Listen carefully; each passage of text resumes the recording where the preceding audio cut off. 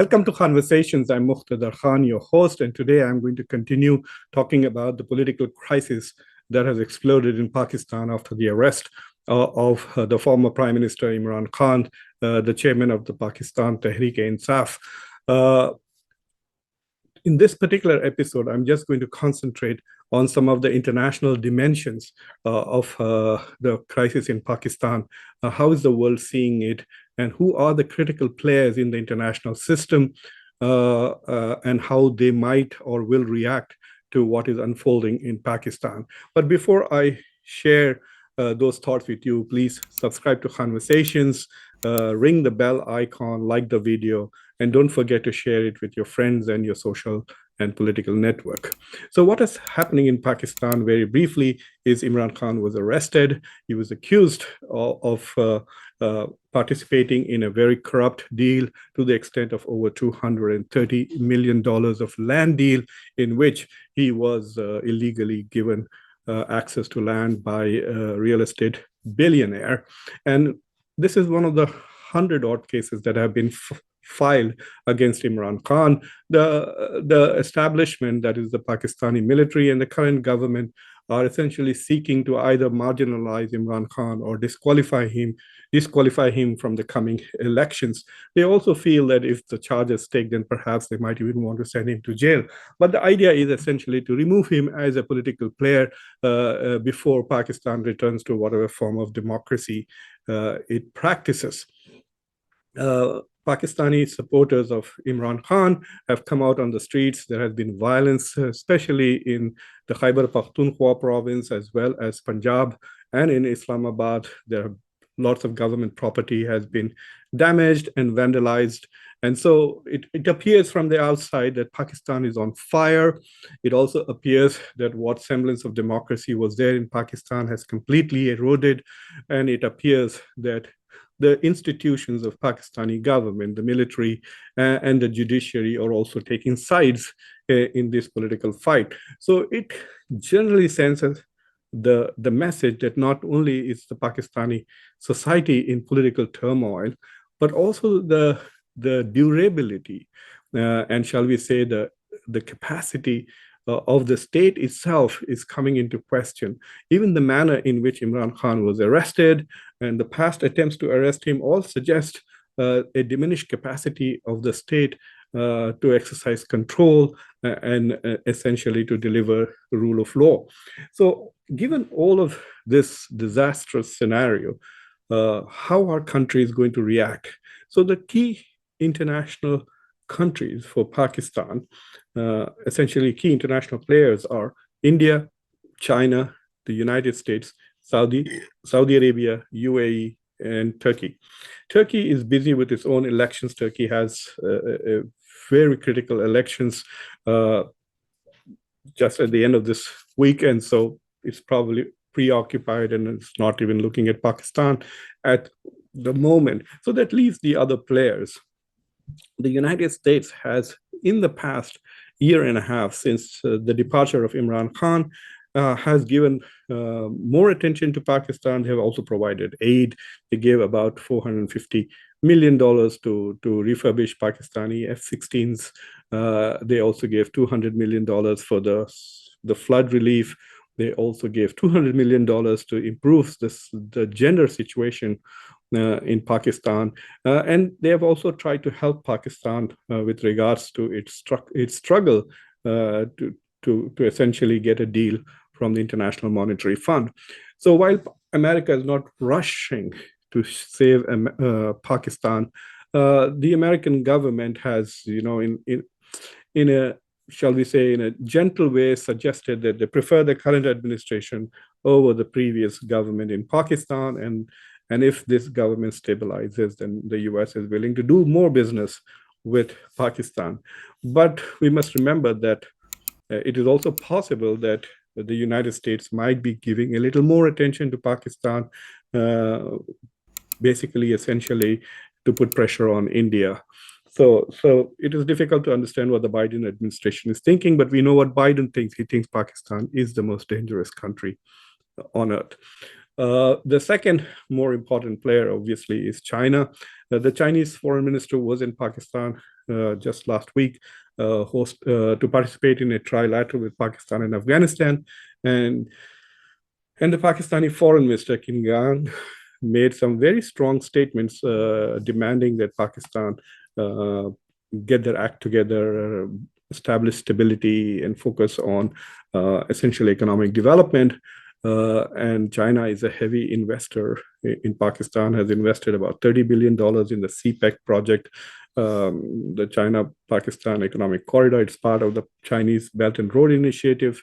The Chinese have also helped Pakistan with its current fiscal challenges, the decline in Pakistan's foreign exchange reserves and the problems it is creating with its external debt. So China is heavily invested in Pakistan. It also has security cooperations with Pakistan. And for Pakistan, China is now the best of friends. And their friendship is across the board in matters of security, in matters of economy, as well as diplomacy. So the Chinese surely are disappointed with what has happened just a couple of days after their admonishing of the Pakistani establishment to essentially bring about stability in the country. The same military that where the General Munir, who had visited Beijing, and the Prime Minister or the PDM government, who have been reaching out to Beijing, they essentially orchestrated this crisis in Pakistani politics. So I woun't be surprised if some very angry phone calls from Beijing are coming to Islamabad as well as to Rawalpindi. Rawalpindi is the military headquarters, and Islamabad is the government's headquarters in Pakistan. As far as India is concerned, while the government is a bit concerned with the crisis in Pakistan, and the military is on high alert, and in my previous conversation on this issue, I felt that if the Pakistani military could be tempted to start a small skirmish with India on the line of control in order to distract attention from domestic turmoil, and also in order to bring everybody to essentially stand behind the Pakistani flag, and a war with India would probably force Pakistani politicians and the public to drop all differences and stand up. So the temptation could be there, and therefore the Indian military is on high alert. The government has not really issued any major official statement with regards to it, but most of the public seem to be delighted in India that Pakistan is basically breaking up, is in chaos, and a weakened Pakistan essentially not only becomes less of a threat to India, but it also becomes it also tends to prove what Indians always felt, that this was a mistake to even create Pakistan in the first place. So as far as India is concerned, they're simply delighted with the developments or underdevelopment that is taking place in Pakistan. The crisis has not reached the proportion where it will worry India. It's not reached a stage where there is tremendous chaos and violence, which could force India to intervene in Pakistan in order to stabilize the country. And there are no like thousands and millions of refugees rushing out of Pakistan. So the crisis is serious, but not the kind of proportions that would really worry its neighbors, Afghanistan and Pakistan and India. As far as the other countries like Saudi Arabia, United Arab Emirates are concerned, I mean, in the last few years, we have seen that in spite of all the talk about OIC and Islamic solidarity, United Arab Emirates and Saudi Arabia seem to be strategically much more closer to India than they are to Pakistan. They do wish to help Pakistan, but lately they have been hiding behind the IMF and demanding that Pakistan meet IMF demands first before United Arab Emirates and Saudi Arabia agree to help Pakistan. In order to understand the other international players, you have to briefly understand Pakistan's economic crisis. Pakistan has a foreign exchange crisis. It has only about $4.5 billion left in its coffers. And of that 4.5 billion, 3 are from Saudi Arabia and 1 from United Arab Emirates, and about 300 to 500 million which just came in from China. So essentially, Pakistan's foreign reserves are next to nothing. So these countries, and Pakistan's external debt is over $125 billion. $30 billion of that is to China. And then the rest of its debt is to the Paris Club, the IMF, the World Bank, the Asian Development Bank. So these countries, the United Arab Emirates and Saudi Arabia, have agreed to roll over their deposits in Pakistan. Saudi Arabia has a $3 billion deposit, which it has already rolled over. That is why the Pakistanis have about $4.5 billion in the bank. United Arab Emirates this week has agreed to give $1 billion. The Chinese have also rolled over $2 billion of their deposits and have promised to provide more aid. But right at this time, when Saudi Arabia is contemplating making a $10 billion investment in Pakistan, you have a political crisis. And that should really scare away all foreign investors. So one of the international consequences for Pakistan with regards to this political crisis is that, one, it shows that the country is not stable, is extremely divided, prone to violence. Number two, it also suggests very clearly that the current government is not very competent. It cannot make effective policy. It cannot implement whatever policy it is making. And so if people are going to shell out billions of dollars into Pakistan in order to save its economy, in order to invest in it, they're going to be far more reluctant today than they were last week. And so for Pakistan, it has this political crisis is going to exacerbate its economic and financial problems.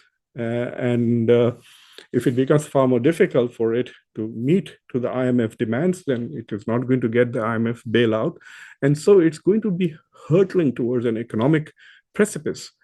But it's not only having trouble in the economic arena, but it is also going to have all kinds of domestic issues because the dollar price has, the price of dollar has nearly gone from like 150 to close to 300. And that basically means that the external debt has also increased. It also means that inflation is rampant. The inflation, some people say it's around 30%. Some people say it is reaching 50%. There's shortages of food and fuel in the country. So people are already suffering from economic hardship. On top of that, you have a political scenario which is leading to curfews and stoppages of work and burning and destruction of property. So unfortunately, this country is facing lots and lots of problems, and that too just a few months after experiencing floods which nearly drowned 1/3 of the country. So I hope that the international community looks at Pakistan as a humanitarian crisis and not worry so much about the political implications of it. None of the Western countries seem to be eager to come out and support any form of democracy in Pakistan. Imran Khan, while he was prime minister, was one of the most anti-Western prime ministers in Pakistan ever.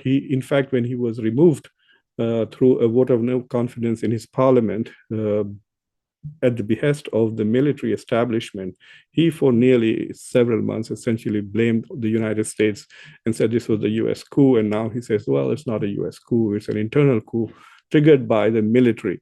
So essentially, that given the deep hostility that Imran Khan has shown towards the West, while he was prime minister, the West is not really eager to help him come back into power.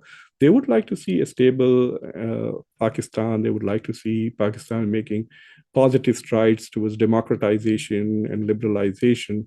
But they don't seem to be impacted by the crisis and emergency in Pakistan to rush to Pakistan's help.